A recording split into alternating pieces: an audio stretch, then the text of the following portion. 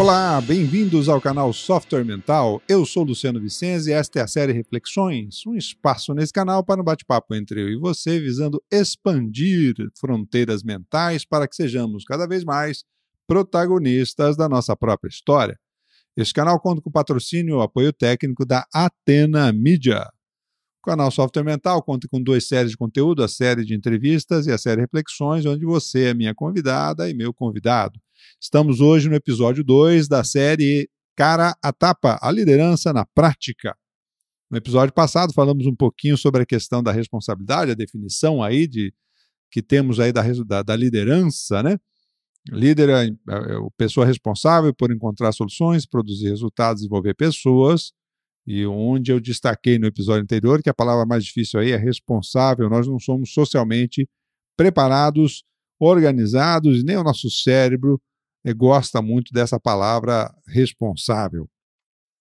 Isso porque diluir a responsabilidade em grupo sempre parece melhor e mais seguro. E para que o indivíduo desenvolva a liderança, é fundamental que num primeiro momento ele desenvolva essa responsabilidade. Qual é o medo, então, de assumir, ou a dificuldade de assumir essa responsabilidade?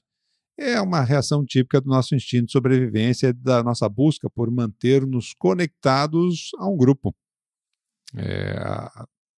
O erro nos remete ao isolamento, à reprovação, ao julgamento, à crítica, ou seja, sempre fatores que, de alguma forma, podem, conforme a pessoa, denegrir a sua autoestima, baixar a sua autoestima. E vai contra aquele modelo idealizado que a maioria das pessoas gosta de ter sobre si mesmo, o que seria o eu ideal. Acontece que, na prática, esse eu ideal não existe, ele é um arquétipo social que não é vivenciado na sua totalidade por ninguém. Tá certo?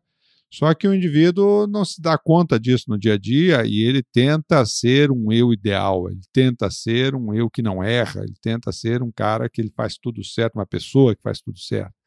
E aí fica mais difícil de entender o que o termo responsável significa. Só há responsabilidade de fato se houver disposição para trazer para si os problemas e tomar a iniciativa de buscar alternativas para melhorar essa situação da melhor forma possível. Então, um primeiro passo é desdramatizar os próprios erros.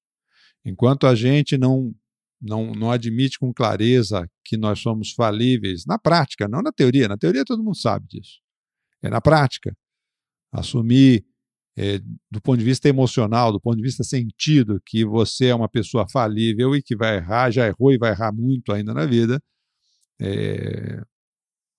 não há muito espaço para, de fato, assumir a responsabilidade. A reação inicial é a transferência de responsabilidade.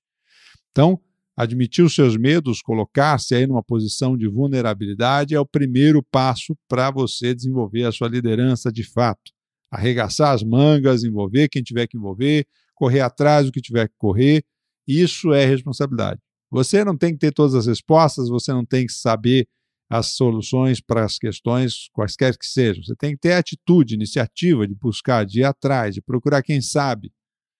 E com isso, poder desenvolver melhor aí a sua capacidade de trazer para si a responsabilidade e dar um encaminhamento para a situação de uma forma mais satisfatória ou menos prejudicial, conforme o contexto. Ok? Ceder ao medo, que é uma reação aí oposto da coragem, né? Então, liderança requer aí a sua dose de coragem.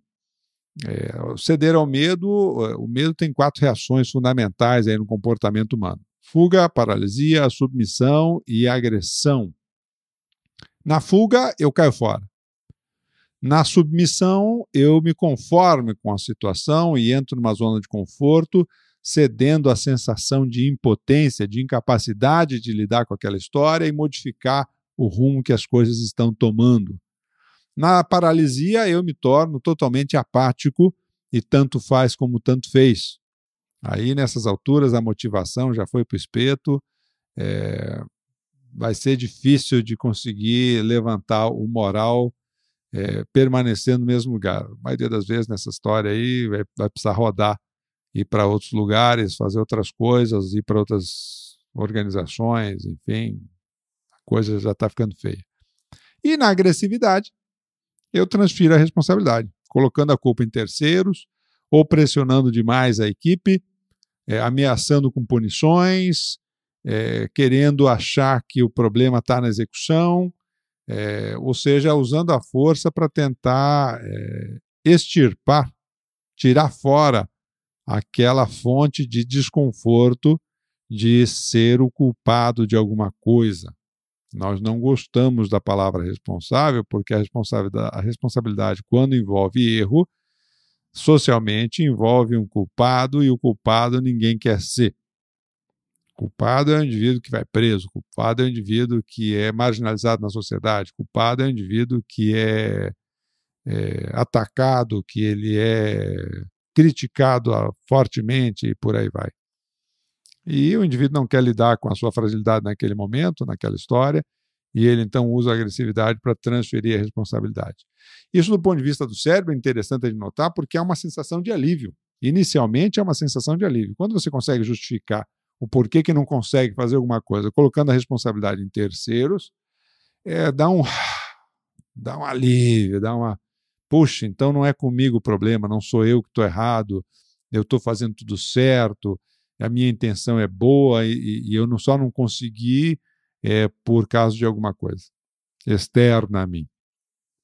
O cérebro gosta, registra essa rotina e não raro vai tentar repeti-la várias vezes, toda vez que você estiver numa situação em que o resultado não é o melhor. O primeiro impulso do cérebro é desencadear uma rotina onde você procura por um responsável fora de você. Então veja que aí é o funcionamento do hardware e do software do nosso cérebro. Uma vez que você gravou nele uma determinada rotina, puxa, eu usei essa estratégia quando era criança, quebrei o vaso, mas botei a culpa no vizinho e passou e eu me dei bem. Ai, que alívio, não vou apanhar do meu pai nem da minha mãe.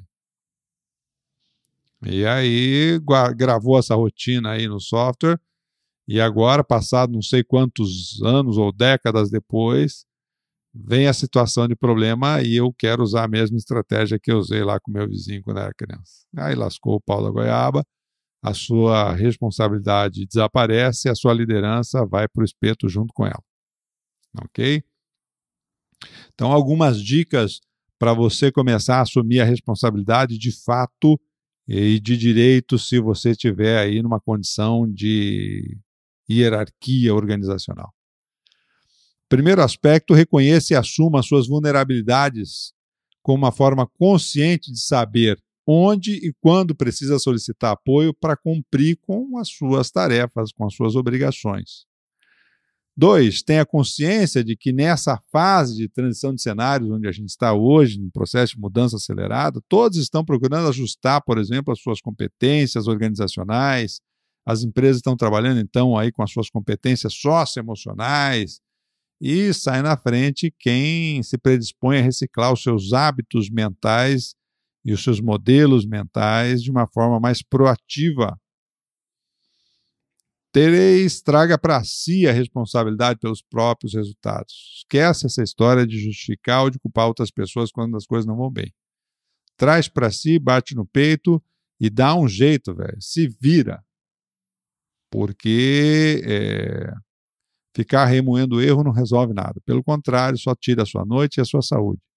Anota o que deu errado, vê o que você vai fazer da próxima vez para ver se não repete o erro. Procura ficar atento a isso, fecha o caderno, vai dormir que amanhã é outro dia. Não fica amargando os seus erros, não, porque isso aí é só bola nas costas. 4, a base de todos os medos é a falta de informação. O que nos remete, por exemplo, ao medo do desconhecido, o medo da desconexão, por exemplo.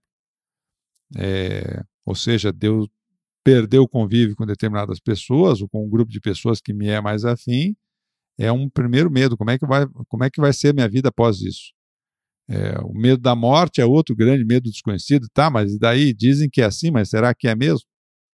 Então a pessoa não conhece, tem medo daquilo. Então, A base de todo medo é a falta de informação. A gente precisa buscar informação. E a melhor forma de superar o medo, então, é com informação e experiência, ou seja, aplicando aquilo que tem de conhecimento. Procura vivenciar, procura botar na prática aquilo que você sabe. Ouse mais. Procure ser mais ousado nessas experiências. Não se supera as nossas dificuldades. Nós não superamos as nossas dificuldades na teoria. Necessariamente, dificuldade a gente só consegue superar com a prática. E, por fim, identifique quais ganhos você tem obtido na vida com o uso da sua coragem, ao trazer para si a responsabilidade dos seus desafios e da solução que você vai buscar para eles. Às vezes pode ser que não dê certo uma primeira vez, pode ser que não dê certo uma segunda vez, não interessa, velho. Ergue a cabeça, vai em frente, porque é por aí que o barco caminha, né? Navega aí pelo rio, né? Eu vou terminar esse nosso segundo episódio da série Cara a Tapa aqui com uma frase que eu não sei de quem é, desconheço o autor, sei que a Hillary Clinton andou usando aí na campanha, lá nos tempos lá da campanha dela com o Obama, mas eu sei que isso aqui é uma frase comum que a gente está bem acostumado a falar e cabe bem nesse contexto da liderança, da responsabilidade. Se não aguenta o calor, porque veio para a cozinha.